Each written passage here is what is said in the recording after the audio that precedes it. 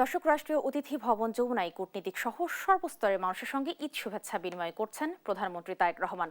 সেখানকার পরিস্থিতি জানাতে সরাসরি যোগ দিচ্ছেন সহকর্মী সাইফুল রিপন। রিপন, আপনি আমাদেরকে জানাবেন শুভেচ্ছা বিনিময় কেমন দেখছেন আপনি? রিপা, আপনাকে এবং আপনার মাধ্যমে দেশ টিভির দর্শকদের ঈদের শুভেচ্ছা। এবং প্রধানমন্ত্রী তারেক রহমান ইতিমধ্যেই কিন্তু এই রাষ্ট্রীয় অতিথি ভবন যমুনায় এসে পৌঁছেছেন এবং তিনি এই মুহূর্তে বিদেশি বাংলাদেশে অবস্থিত বিভিন্ন দূতাবাস, হাই কমিশন সহ বিভিন্ন যে আন্তর্জাতিক সংস্থাগুলোর প্রতিনিধিরা রয়েছে তাদের সাথে কিন্তু ঈদের শুভেচ্ছা বিনিময় করছেন এই রাষ্ট্রীয় অতিথি ভবন যমুনায়। এবং ইতিমধ্যে কিন্তু প্রধানমন্ত্রী তারেক রহমানের যে ঈদ শুভেচ্ছা বিনিময়ের আনুষ্ঠানিকতা, সেই আনুষ্ঠানিকতায় যোগ দিতে কিন্তু বিভিন্ন শ্রেণী পেশার মানুষ সহ বিভিন্ন রাজনৈতিক দলের প্রতিনিধিরা কিন্তু এই শুভেচ্ছা বিনিময় অনুষ্ঠানে কিন্তু ইতিমধ্যে এসছেন। এবং আমি যদি একটু দেখানোর চেষ্টা করি, এখানে কিন্তু সকাল 10টায় আনুষ্ঠানিকভাবে এই শুভেচ্ছা বিনিময় অনুষ্ঠানের শুরু হওয়ার কথা এবং ইতিমধ্যেই প্রধানমন্ত্রী তারেক রহমান সেই কূটনীতিকদের সাথে তার শুভেচ্ছা বিনিময় শেষে সর্বস্তরের মানুষ সহ বিভিন্ন রাজনৈতিক দলের নেতৃবৃন্দ সহ বিশিষ্ট ব্যক্তিবর্গের সাথে কিন্তু ঈদের শুভেচ্ছা বিনিময় করবেন। এবং এর আগে জাতীয় ঈদগাহ মাঠে তিনি সকাল 8টা 20 মিনিটে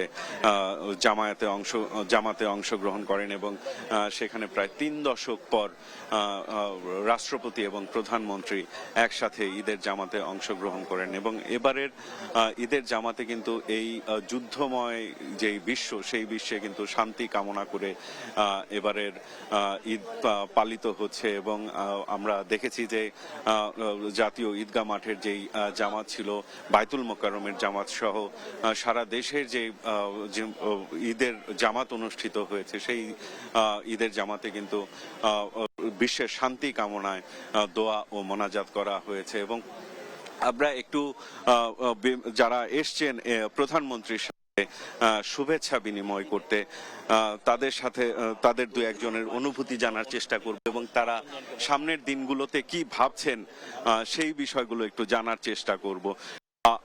সামনের দিনগুলোতে কি প্রত্যাশা করছেন? একটা নতুন সরকার দায়িত্ব নিয়েছে এবং গণতন্ত্র প্রতিষ্ঠিত হয়েছে, সামনের দিনগুলোতে কি প্রত্যাশা করছেন? আমরা আশা করব যে মানুষ বিগত 17 বছর যেই ইচ্ছা আকাঙ্ক্ষা নিয়ে যেরকম দেশ দেখতে চেয়েছিল, ইনশাল্লাহ আমাদের বর্তমান প্রধানমন্ত্রী তারেক রহমানের নেতৃত্বে সেই দেশ দেখতে পাবে এবং তার প্রতিফলন ইতিমধ্যে ঘটেছে। মাত্র 1 মাস হলো যে বিএনপি ক্ষমতা, গত 17 তারিখে বিএনপি ওত নিয়েছে এবং সেই সময় থেকে বিএনপি যে কমিটমেন্টগুলো ছিল, 4টি মেজর কমিটমেন্টে ইতিমধ্যে কাজ শুরু করেছে। তা মানুষের আশা আকাঙ্ক্ষা যেটা ছিল, সে আশার বাস্তবায়ন ইতিমধ্যে ঘটতে শুরু করেছে। আমরা বিশ্বাস করি এই সময়টা জনাব তারেক রহমানের নেতৃত্বে যে মানবিক রাষ্ট্র গঠন যে প্রতিশ্রুতি, সেটা বাস্তবায়ন হবে। আজকে এই দিনে আমরা আনন্দ সবার সাথে উপভোগ করতে চাই, ভোগ করতে চাই, কিন্তু আমাদের নেত্রী যদি আজকে থাকতেন দেশনেত্রী বেগম খালেদা জিয়া, হয়তো আমাদের আজকে এটা আরো বেশি আনন্দদায়ক হতো।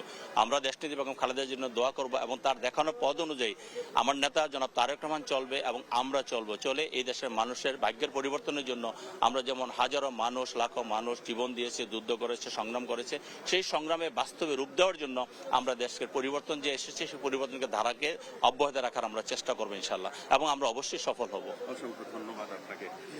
যেমনটি শুনছিলেন রিপা, গণতন্ত্র প্রতিষ্ঠিত হওয়ার মাধ্যমে যে গণতান্ত্রিক যে সরকার দায়িত্ব নিয়েছে, তার মাধ্যমে কিন্তু একটি কল্যাণমূলক রাষ্ট্র হবে এমনটি প্রত্যাশা করছেন নবনির্বাচিত যারা সংসদ সদস্যরা রয়েছেন, তারা কিন্তু এমনটি প্রত্যাশা করছেন। এবং তারা যেটি বলছেন যে গণতন্ত্রের আপসহীন নেত্রী, দেশনেত্রী খালেদা জিয়া আজকে বেঁচে থাকলে হয়তো তাদের ঈদের যে উদযাপন, সেই উদযাপনটা আরো উৎসব মুখর হতো, এমনটি কিন্তু তারা বলছেন। এবং তারা যেটি বলছেন যে একটি কল্যাণময় রাষ্ট্র গড়ার জন্য সামনে যেই বিষয়গুলো নিয়ে কাজ করা প্রয়োজন, সেই কাজগুলো তারেক রহমানের নেতৃত্বে তারা করবেন এমনটি প্রত্যাশা জানাচ্ছেন। এবং সামগ্রিকভাবে দেশবাসীর প্রতি ঈদের শুভেচ্ছা বিনিময় করে সামনের দিনগুলোতে একটি সমৃদ্ধির বাংলাদেশ গড়ার প্রত্যয় জানাচ্ছেন এখানে যারা শুভেচ্ছা বিনিময়ে এসছেন। রিপা।